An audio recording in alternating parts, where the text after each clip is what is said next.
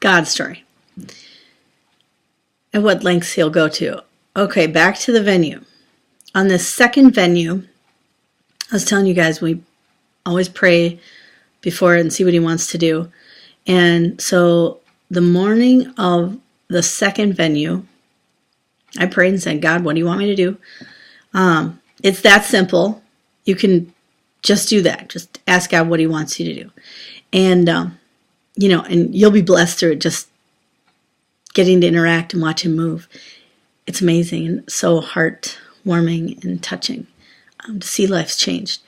So that morning, he said, I want you to keep the venue open until 1 o'clock. Well, we close the venue at midnight, and I'm not in charge. I'm like, 1 o'clock, okay, and I told you guys we're down in the bar district. All right. So, it was kind of slow that night. Getting around midnight, there's not a lot of people hanging out, and it was kind of it was entertainment, but coffee and stuff. So, by then, a lot of people are going home. And I told you guys a lot of Christians attended this event, not people that didn't know the Lord. So, and we'd had all kinds of things outside to attract people's attention, like a big strobe light in the air and all these other things. Signs, people outside talking, So the time came, everyone wanted to close up shop and go home. And I told my husband, God's going to do something and he wants this to stay open till 1 o'clock. They're like, nobody's coming. We don't, And I'm like, I don't disobey God. And if I ever have, I didn't do it by choice.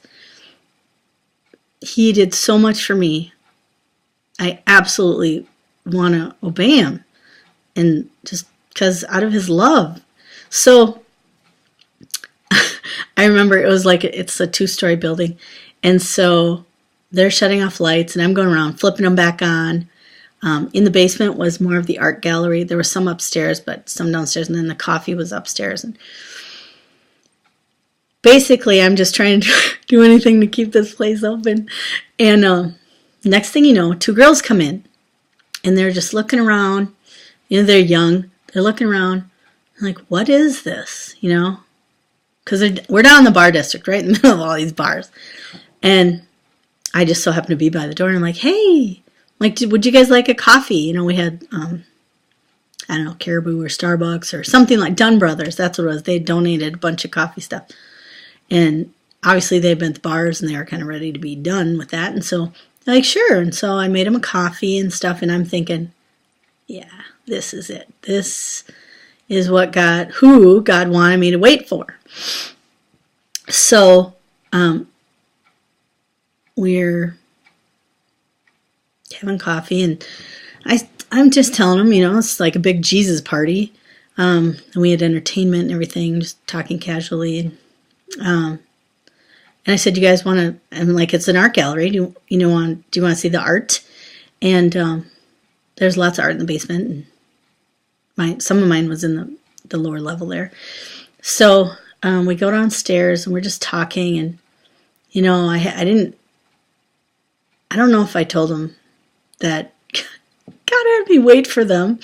I wanted to, but I didn't want to scare them to death.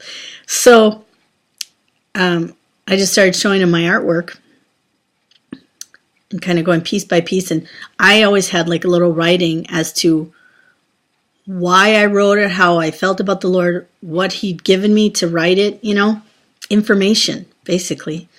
I could hear him, so I just write down what he says. And so, as we went along, and I can't even remember which artwork it was, they stopped, and the one girl said, I stopped believing in him when I was 12, when my mother died of cancer. There it was. I was like, okay, God wants her to know he was there with her mother. He's been there with her, even though he has, she's just is angry at him.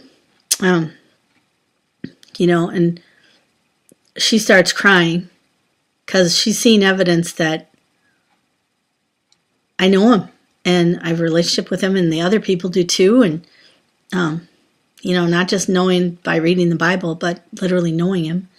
And then the other girl starts to say that she used to work at, be a counselor at like Bible camps when she was younger. And she had kind of formed a relationship, but it had fallen away, in college. And she starts crying. So now both these gals are crying. I'm crying with them because this is just amazing that by the time we got down the stairs, went past 5 artworks, God had already touched them. And some of the artworks were not like totally God obvious either. They were just like things he was saying, about time and his return and things like that, and hanging out with him. And because I told you guys about the hanger t-shirt, God had me collect all the empty hangers because we had so many extra hangers in our house that I had made a humongous artwork out of hangers, all of which he showed me, that again was titled Hanging Out with God. And it was just the word God made out of hangers. Anyways, that was from the last video. But so these two girls had a major connection with God. It just so happens that, I listened to them and it happened. And it was amazing and so heart-touching. And so that was one of those major stories that came out of that venue when we all sat down and kind of recapped at the end. Okay, I think that was probably it for that one. Okay.